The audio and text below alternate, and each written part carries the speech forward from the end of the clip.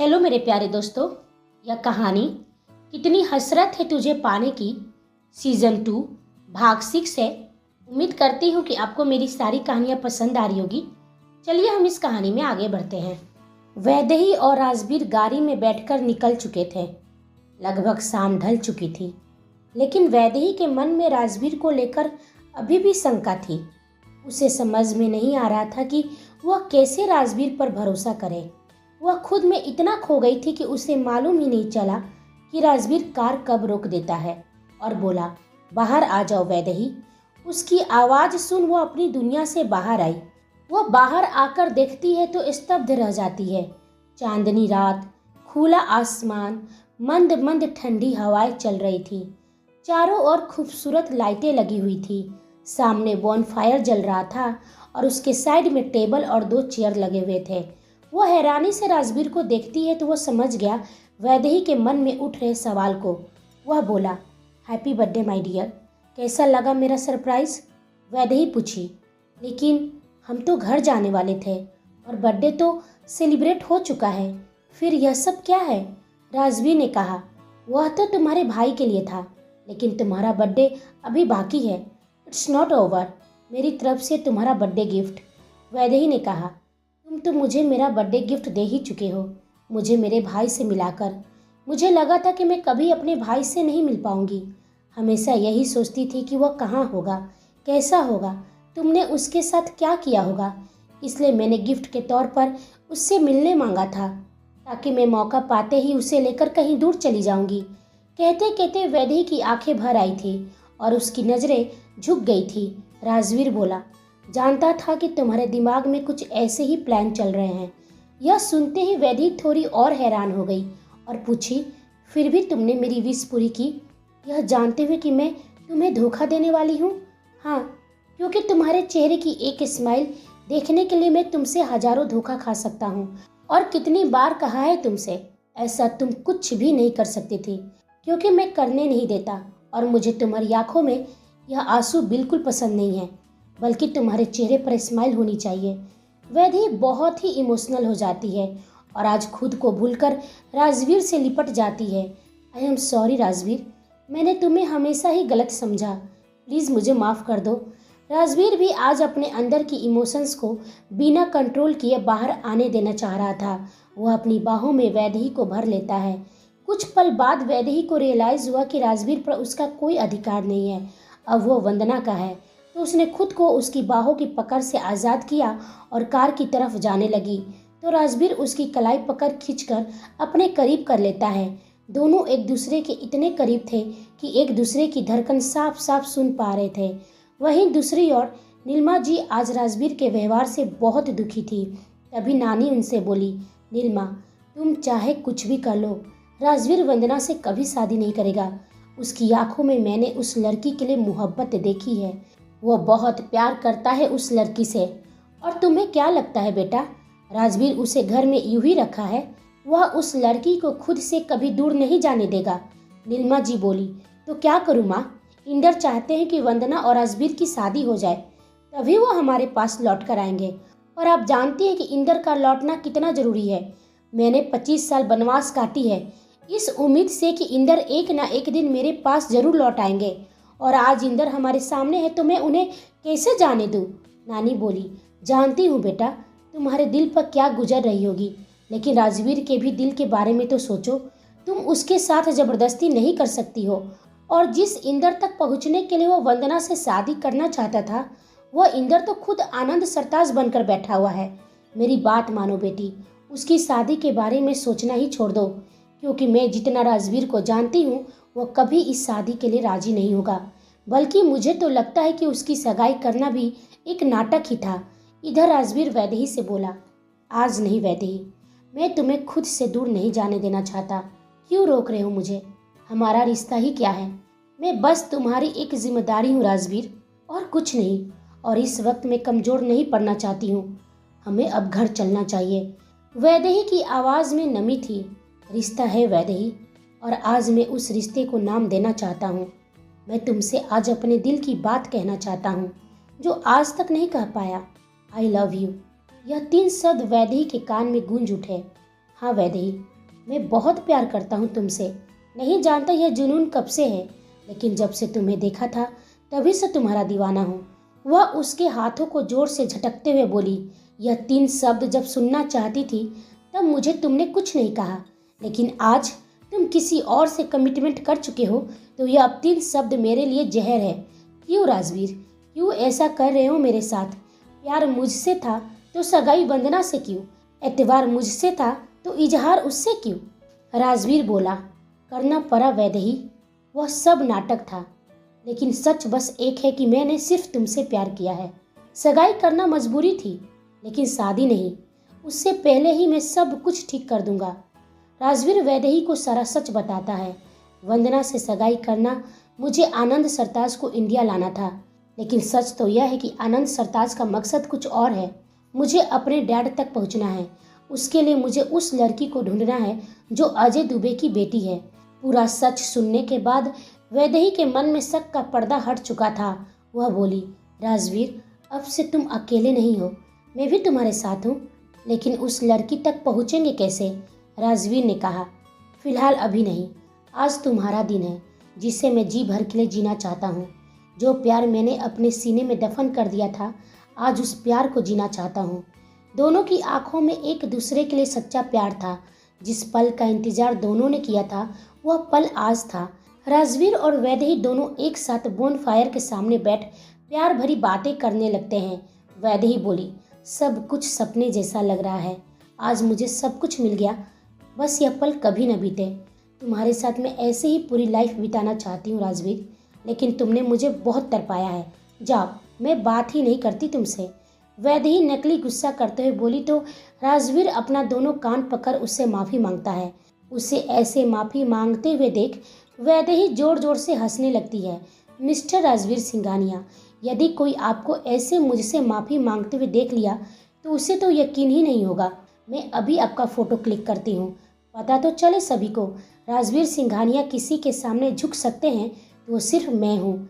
राजवीर उसका मोबाइल छीनने लगता है और वैदेही भागने लगती है और वह उसके पीछे। भागते भागते दोनों गिर पड़ते हैं और जोर जोर से हंसने लगते हैं। तभी राजवीर वैदेही को अपनी बाहों में फिर से भरते हुए और उसके करीब जाते हुए बोला, वादा करता हूँ तुमसे खुद से कभी दूर नहीं होने दूंगा। इतनी खुशियाँ होगी हमारी लाइफ में कि हमारा एक जन्म भी कम पड़ जाएगा। राजवीर की प्यार भरी बातें सुन वैदेही उसकी बाहों में खोए जा रही थी। सुबह की पहली किरण वैदेही के चेहरे पर मुस्कान लेकर आई थी। राजवीर भी जल्दी से रेडी होकर नीचे आया तो हॉल में पंडित जी को देखकर वह हैरान हो गया। तभी उसे देखकर उसकी नानी बोली, बेटा राजवीर, पंडित जी तुम्हारी और वंदना की शादी का डेट निकाल रहे हैं। आनंद सरताज का कहना है कि तुम दोनों की जितनी जल्दी हो सके शादी हो जाए तो अच्छा होगा। राजवीर पंडित जी से बोला, पंडित जी आप फिलहाल अपने घर जाइए, शादी के डेट अभी नहीं निकालनी है। राजवीर की बात सुन सभी आश्चर्य से भर गए थे। नीलिमा जी इससे पहले कुछ कहती, पंडित जी वहाँ से चले गए। राजवीर ने कहा, मैं आप लोगों को कुछ कहना चाहता हूँ। मेरी और वंदना की शादी नहीं होने वाली है। क्या बोल रहे हो राजवीर? जो भी मन में आ रहा है बोले जा रहे हो। शादी कोई खेल है क्या? सगाई हो चुकी है तुम्हारी, सभी को मालूम है, और अब शादी के लिए मना कर रहे हो? नीलिमा जी सख्त आवाज में पूछी। खेल ही तो था बड़ी माँ। आनंद सरताज को इंडिया लाने की बात हुई थी और वो आ भी गया, लेकिन जानती है हैरानी की बात क्या है? ना वो आपको पहचानता है, ना ही आप उसे पहचानती है। डैड और बड़े पापा की कोई खबर नहीं है, बल्कि उसके आने से आप तो बिल्कुल शांत हो गई हैं। मैं वंदना से सगाई अपने डैड तक पहुंचने के लिए किया था, ना कि दोनों परिवार को रिश्तेदार बनाने के लिए, और इतना काफ़ी है मेरे लिए। मैं बहुत जल्द आनंद सरताज का सच तक पहुंच जाऊंगा और फिर अपने डैड तक। इसलिए शादी की कोई ज़रूरत नहीं है और ना ही जल्दी। अब आप सब निश्चिंत रहिए। लेकिन एक सवाल तो मेरा निर्मला देवी से है।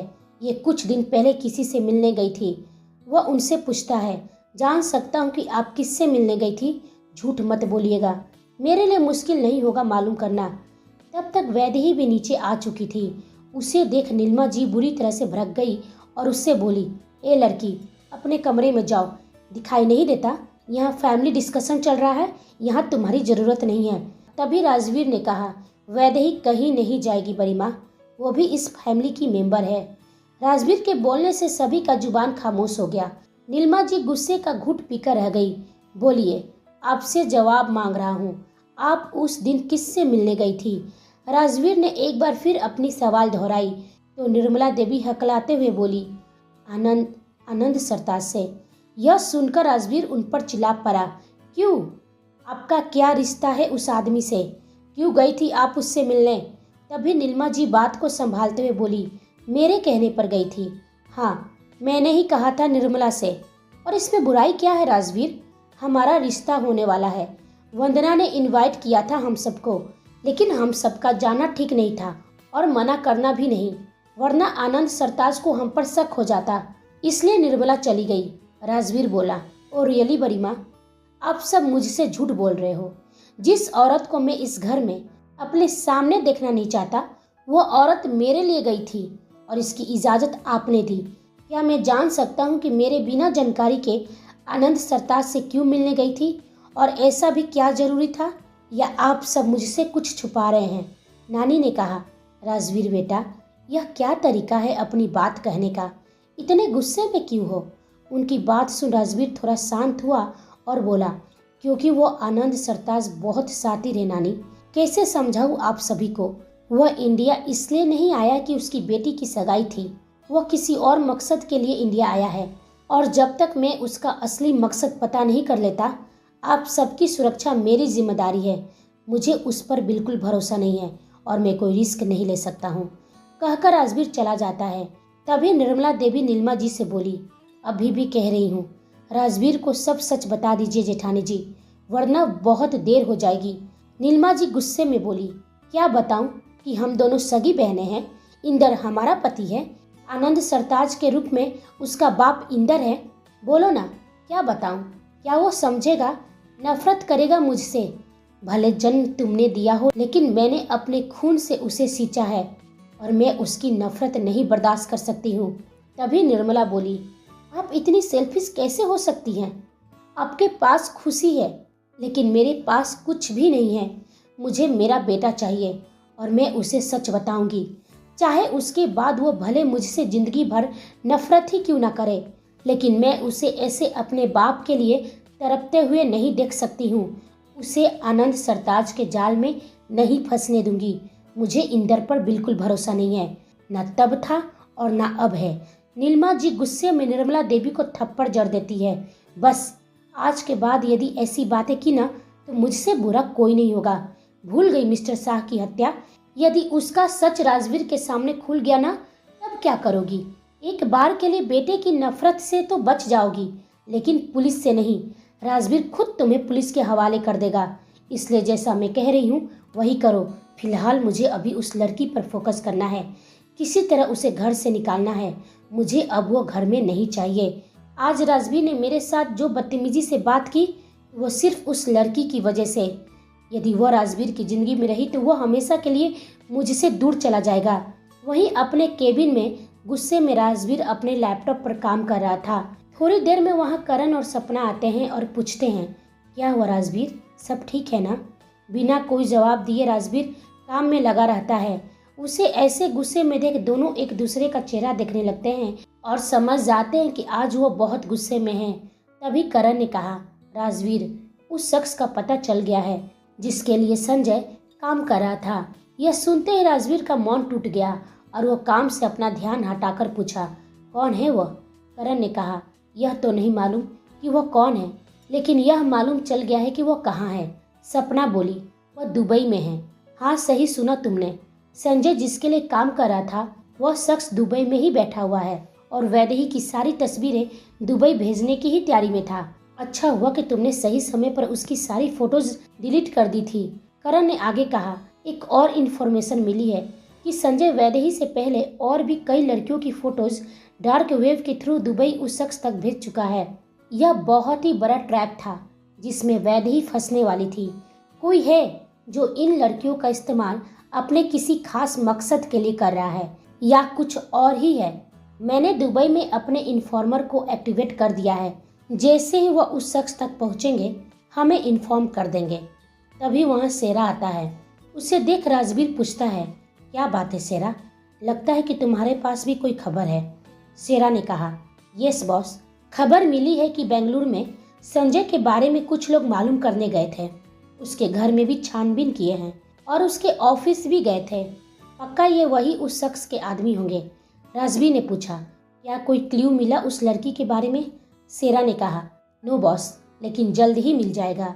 दूसरी ओर आनंद सरताज का बॉडीगार्ड इस्माइली भी उससे बोला, बॉस, अजय दुबे का एक बहुत ही पुराना फ्रेंड जो दिल्ली में है, हम उस तक पहुंचने की कोशिश कर रहे हैं और संजय की ऑफिस में जो भी काम कर चुके हैं या जो काम कर रहे हैं उन सब के बारे में भी हमें जल्द मालूम चल जाएगा। एक और बात बॉस, वह राजवीर सिंघानिया भी उस लड़की को ही ढूंढ रहा है। आनंद सरताज बोला, इस्माइली, ऐसे में जो करना है जल्दी करो, हमें उस लड़की तक पहुंचना ही है, इससे पहले कि वह लड़की राजवीर के हाथ लग जाए। हाँ बॉस, लेकिन बॉस, मुझे समझ में नहीं आ रहा है कि वह राजवीर उस लड़की तक क्यों पहुंचना चाहता है। यह सुनकर आनंद सरताज चुप हो गया। डिनर करने के बाद राजवीर अपने कमरे में था, तभी वहाँ वैदेही आती है। उसका मूड अब भी खराब था, लेकिन वैदेही को देख वह अपना गुस्सा भूल गया। वह उसका कमर पकड़ अपनी ओर खींच लेता है तो वैदेही की नज़रें शर्म से झुक जाती है और उसका चेहरा लाल पड़ जाता है। राजवीर उसे बड़े प्यार से देखते हुए पूछता है, बोलो, क्या कहना चाह रही थी? वैदेही बोली, ऐसे तुम मुझे अपनी बाहों की गिरफ्त में रखोगे तो मैं कैसे बोलूँगी? राजवीर ने उसे अपनी बाहों से आज़ाद किया और पूछा, अब बोलो। वैदेही बोली, तुम्हें अपनी माँ से ऐसे बात नहीं करनी चाहिए थी, उन्हें बहुत बुरा लगा होगा। वह बोला, जब तुम मेरे साथ होती हो तो सिर्फ हमारी बात किया करो, किसी और की बात करके मेरा मूड और ख़राब मत करो। वैदेही बोली, तो क्या मैं तुम्हारी लाइफ के सुख दुख का हिस्सा नहीं बन सकती हूँ, या आज भी कहोगे कि तुम्हारी पर्सनल लाइफ है? ऐसी बात नहीं है वैदेही। राजवीर बोला, तुम्हें कैसे समझाऊं? जिसे तुम मेरी माँ कह रही हो, वो औरत ने कभी मुझे प्यार किया ही नहीं। उनके प्यार के लिए मैं तरसता रहा। सोचता हूँ कि यदि बड़ी माँ नहीं होती तो शायद आज मैं मिस्टर राजवीर सिंघानिया ना होता। तो वैदेही बोली, उनकी कोई मजबूरी रही होगी, तुम्हें उनसे पूछना चाहिए था। पूछूंगा वैदेही, लेकिन अभी मुझे उस लड़की तक पहुँचना है। लेकिन सबसे पहले अभी मुझे तुमसे प्यार करना है। वह कसकर वैदेही को पकड़ लेता है तो वैदेही उसे धक्का देते हुए बोली, कोई देख लेगा, अब तुम सो जाओ। गुड नाइट बोलकर वह अपने कमरे में चली गई और राजवीर मुस्कुराता रहा। वैदेही राजवीर के ख्यालों में डूबी हुई थी। तभी उसके कमरे में नीलिमा जी आई और उन्हें अपने कमरे में देख वैदेही सोच में पड़ गई और पूछी, आपको मुझसे कोई काम था मैम? नीलिमा जी बोली, हाँ, राजवीर को लेकर तुमसे बात करनी है। देखो लड़की, मैं सीधी बात करती हूँ, तुम मेरे बेटे की ज़िंदगी से दूर चली जाओ। जब से तुम उसकी लाइफ में आई हो वह बदल गया है। मुझे मेरा राजवीर बिल्कुल वैसा ही चाहिए जैसा तुम्हारे आने से पहले था। नीलिमा जी ने फिर कहा, तुम्हारा क्या है? जन्म लेते ही तुम्हारे माँ बाप चल बसे। जिसने तुम्हें पाला वो भी नहीं रहा। जिसने तुमसे शादी की वो भी जीवित नहीं है। और आज जिस घर में हो उस घर का सुख शांति भी नहीं रहा। जरा सोचो, तुम्हारी साया जिस पर पड़ी, या तो वो बर्बाद हो गया या वो जीवित ही नहीं रहा। नीलिमा जी के कटाक्ष भरे शब्द वैदेही के दिल पर लग रहे थे, जो उसके आंखों से आंसू बनकर बह रहे थे। यदि कल मेरे राजवीर को कुछ हो गया तो क्या तुम खुद को कभी माफ करोगी? प्यार करती हो ना उससे? वैदेही उन्हें हैरानी से देखी तो वो फीकी मुस्कान से बोली, हैरान मत हो, मुझे सब मालूम है, तजुर्बा है। प्यार मोहब्बत की बातें छुपाए नहीं छुपती। उस प्यार का वास्ता है तुम्हें, उसकी ज़िंदगी से दूर चली जाओ। वैदेही ने कहा, कोशिश किया था मैंने, लेकिन हर बार किस्मत हमें मिला देती है। आप ही बता दीजिए कौन सा रास्ता चुनूं? यदि मेरा प्यार, मेरी साया राजवीर के लिए मौत है तो मैं उससे बहुत दूर चली जाऊंगी। कहते कहते वैदेही फपक पड़ी थी। नीलिमा जी ने कहा, किसी से शादी कर लो, यही आखिरी रास्ता है। यह सुनकर वैदेही शौक हो गई। उसके बहते आंसू एकाएक रुक गए। हाँ लड़की, तुमने सही सुना, यही रास्ता है। शादी करके चली जाओ राजवीर की ज़िंदगी से दूर। क्या लेगी वैदेही फैसला? या सच में वो राजवीर को हमेशा के लिए छोड़कर चली जाएगी? या राजवीर आनंद सरताज से पहले अजय दुबे की बेटी को ढूंढ पाएगा, यह हम सब जानेंगे अगले भाग में। तब तक आप हमारे चैनल के साथ बने रहिए। लाइक, शेयर, कमेंट और सब्सक्राइब करना बिल्कुल ना भूलें। आप सभी को मेरी कहानी सुनने के लिए धन्यवाद।